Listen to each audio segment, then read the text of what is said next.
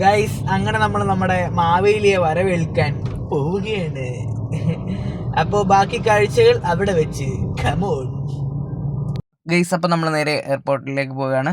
അപ്പോൾ എയർപോർട്ടിൻ്റെ അടുത്ത് ഏകദേശമായി രാത്രി ആയതുകൊണ്ടായിരിക്കും ഇന്ന് ഇപ്രാവശ്യം വളരെയധികം തിരക്ക് കുറവാണ്. അപ്പം വിശക്കുന്നൊക്കെ ഉണ്ട്. അപ്പോൾ അടുത്തുള്ള ഒരു റെസ്റ്റോറൻറ്റിൽ കയറി അത്യാവശ്യം വൃത്തിയൊക്കെ ഉള്ള റെസ്റ്റോറൻ്റാണ്. അപ്പോൾ എല്ലാവരും മേടിച്ച മസാല ദോശ തന്നെയാണ് കേട്ടോ. ഞാനും മേടിച്ച മസാല ദോശയാണ്. അപ്പോൾ മസാല ദോശ അടിപൊളിയാണോ എന്ന് ചോദിച്ചാൽ അടിപൊളിയാണ്, അല്ല എന്ന് ചോദിച്ചാൽ അല്ല. ഒരു ഓക്കെ എന്നാൽ കഴിക്കാം. അപ്പോൾ ഓക്കെ.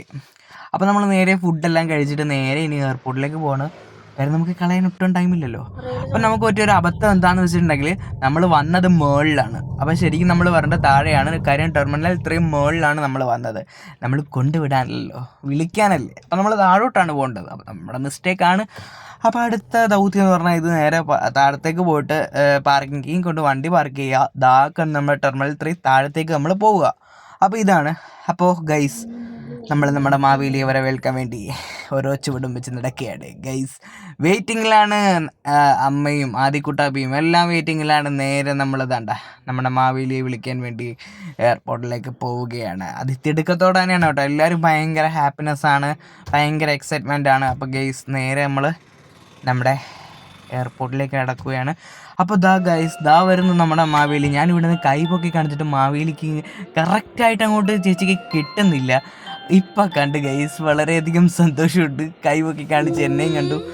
വെളി വന്നു കഴിഞ്ഞുള്ള ഭയങ്കരമായിട്ടുള്ള സ്നേഹം, കുറേ നാൾ കാണാതിരുന്ന് കാണുമ്പോൾ ഭയങ്കര സ്നേഹമാണ്.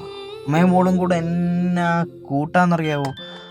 പിന്നെ നമ്മുടെ ആദിച്ചെറുക്കാപ്പിയും കെട്ടിപ്പിടിച്ച് സംഭവം അടിപൊളി. പിറ്റേ ദിവസം നമ്മൾ നേരെ വന്ന് ഉറക്കക്ഷീണം എല്ലാം കഴിഞ്ഞ് നമ്മൾ നേരെ വണ്ടി എടുത്ത് ചെട്ടുകുളങ്ങര അമ്പലത്തിലേക്ക്. പിന്നെ അമ്പലത്തിൽ പോയി നമ്മൾ രാവിലെ പോയി തൊഴുത് പിന്നെ ഉച്ചയ്ക്ക് വീട്ടിൽ വന്ന് എല്ലാവരും കൂടി ഒരുമിച്ചിരുന്ന് സദ്യ.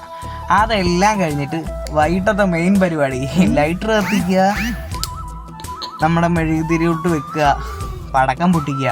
അന്ന് വെച്ചാൽ വലിയ പടക്കം പൊട്ടിയിരുന്നല്ലോ കേട്ടോ. എല്ലാവരും കൂടെ ഉള്ള ഒരു ഇത് വെച്ചിട്ട് ചെറിയൊരു പടക്കം എന്നാണ് നമ്മുടെ പൂത്തിരി, കൊരോപ്പ് അങ്ങനെയൊക്കെയുള്ള ചെറിയ ചെറിയ പടക്കങ്ങൾ പൊട്ടിച്ച് ഒരു ത്രില്ലടിച്ചുള്ള ഒരു ജസ്റ്റ് മൂമെൻറ്റ്. അപ്പോൾ നിങ്ങൾക്ക് ഈ വീഡിയോ ഇഷ്ടപ്പെട്ട ലൈക്ക്, സബ്സ്ക്രൈബ്, കമൻറ്റ്. അപ്പോൾ ഓക്കെ, താങ്ക് യു.